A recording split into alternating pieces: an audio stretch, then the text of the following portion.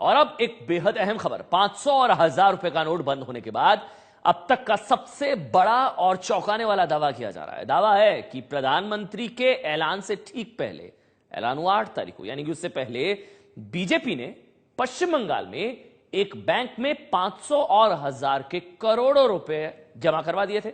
सवाल खड़े हो रहे हैं कि क्या बीजेपी को पहले से जानकारी थी 500 और 1000 के नोट बंद होने की, इसलिए उसने बैंक से बाहर रखे 3 करोड़ रुपए बचाने के लिए आनन फानन में बैंक में जमा करवा दिए।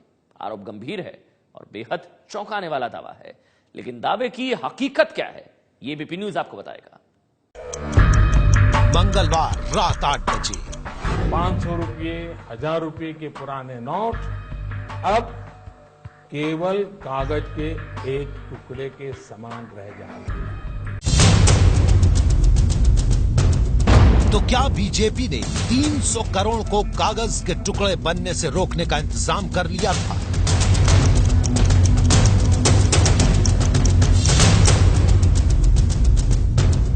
जब प्रधानमंत्री देश को अपनी सरकार का सबसे बड़ा फैसला सुनाने जा रहे थे, क्या उस दिन रात 8 बजे तक पश्चिम बंगाल का कोई बैंक खुला हुआ था?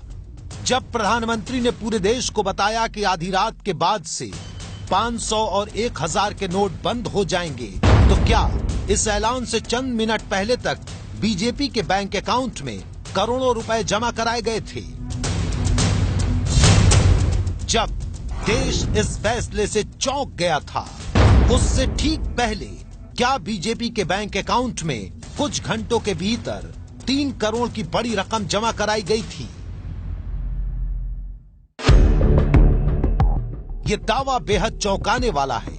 दावे को आधार दे रहा है पश्चिम बंगाल के एक बैंक का ये अकाउंट स्टेटमेंट, जिसमें 3 करोड़ की रकम के जमा होने का दावा किया जा रहा है। फेसबुक से लेकर व्हाट्सएप तक ये बैंक स्टेटमेंट सुर्खियों में है। लोग देख रहे हैं और चर्चा कर रहे हैं, आरोप लगा रहे हैं और सवाल भी पूछ रहे हैं। आरोप ये कि बीजेपी को नोटबंदी का पहले से पता था, इसलिए पैसा ऐलान से पहले ही जमा करा दिया गया। और सवाल ये भी कि क्या वाकई बीजेपी की बैंक में जमा हुई बड़ी रकम का नोटबंदी के ऐलान से कुछ लेना देना है? सवालों का जवाब हम जरूर ढूंढेंगे, क्योंकि आरोप बड़ा और गंभीर भी। लेकिन पहले इस बैंक स्टेटमेंट को देख लीजिए, इसमें क्या लिखा है।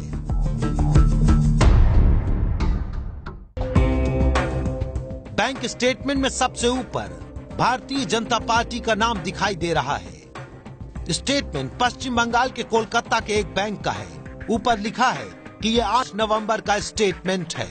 अब यहाँ देखिए, 8 नवंबर की तारीख है और उस दिन 60 लाख रुपए अकाउंट में जमा हुए हैं। उसी के नीचे 8 नवंबर की ही तारीख में 40 लाख रुपए जमा हुए थे। ये भी लिखा है कि पैसा नकद जमा हुआ, यानी बैंक अकाउंट में कुल 1 करोड़ रुपए जमा किए गए थे। बैंक अकाउंट स्टेटमेंट में पैसा जमा कराने वाले का नाम भी लिखा है, जो कि ओपी ओझा दिखाई दे रहा है।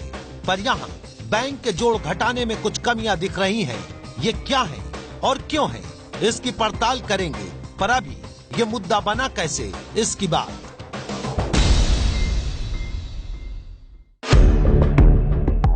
जैसे ही ये बैंक स्टेटमेंट सोशल मीडिया तक पहुंचा, फेसबुक हिल गया और व्हाट्सएप पर मानो इससे बड़ी कोई खबर ही नहीं है।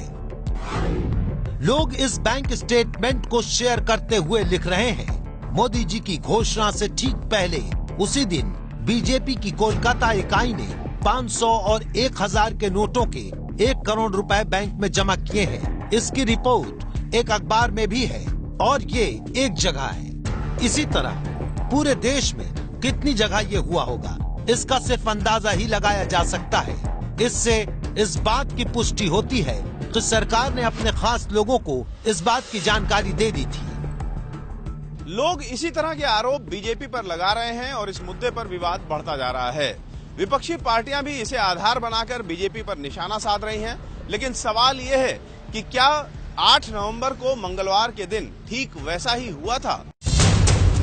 ये खबर सबसे पहले 11 नवंबर शुक्रवार को पश्चिम बंगाल में सीपीएम के मुखपत्र गण शक्ति अखबार में छपी थी। एबीपी न्यूज ने सीपीएम का वो अखबार ढूंढा और देखा आखिर उस दिन उसमें क्या छपा था? गणशक्ति में छपी रिपोर्ट के मुताबिक बीजेपी ने 8 नवंबर के दिन पहले 60 लाख रुपए जमा करवाए और फिर 40 लाख रुपए। अखबार के मुताबिक ये सारा पैसा 500 और 1000 के नोटों की गड्डियों में था। पहली यानी 60 लाख रुपए वाली जमा नोटों के 100 बंडलों में आई थी और दोपहर में जमा की गई, जबकि दूसरी जमा यानी 40 लाख वाली रकम कुछ घंटों बाद शाम को जमा की गई। गणशक्ति अखबार की रिपोर्ट के मुताबिक ये रकम जमा करने के लिए जिस पैन कार्ड का इस्तेमाल किया गया वो बीजेपी के सेंट्रल अकाउंट के लिए इस्तेमाल किया जाने वाला पैन कार्ड था। इतना ही नहीं, दावा है कि 1 नवंबर से 8 नवंबर के बीच 3 करोड़ रुपए जमा किए गए। सोशल मीडिया में सबसे चौंकाने वाला दावा यह है कि रात 8 बजे तक पैसे जमा किए गए थे, लेकिन हमने जब गणशक्ति अखबार में वक्त ढूंढा तो उसमें कुछ घंटों बाद वाली बात तो लिखी थी, लेकिन रात 8 बजे का वक्त नहीं था। मुद्दा आम लोगों के साथ साथ राजनीतिक भी हो चुका है। आम आदमी पार्टी के नेता और दिल्ली के डिप्टी सीएम जैसे लोग इस बैंक स्टेटमेंट को रिट्वीट करते हुए सवाल उठा रहे हैं। प्रधानमंत्री मोदी ने साफ किया था कि इस पूरी प्रक्रिया में बेहद गोपनीयता बरती गई है। बेहद चुनिंदा लोगों को नोटबंदी की जानकारी थी। ये बातें जब सब मैं आपके सामने रख रहा हूं, इसी समय सरकार के अलग अलग विभागों को भी जानकारी हो रही है। बैंक हो, पोस्ट ऑफिस हो, रेलवे हो, अस्पताल हो, उनके अधिकारियों को भी इस विषय की इसके पहले कोई जानकारी नहीं मिली है, क्योंकि इस काम में गोपनीयता बहुत ही आवश्यक थी। वित्त मंत्री अरुण जेटली ने एक बार फिर देश को बताया कि किसी को कानो कान खबर न लगे, इसके लिए बहुत कुछ बदलाव नहीं भी किए गए थे। क्योंकि सीक्रेसी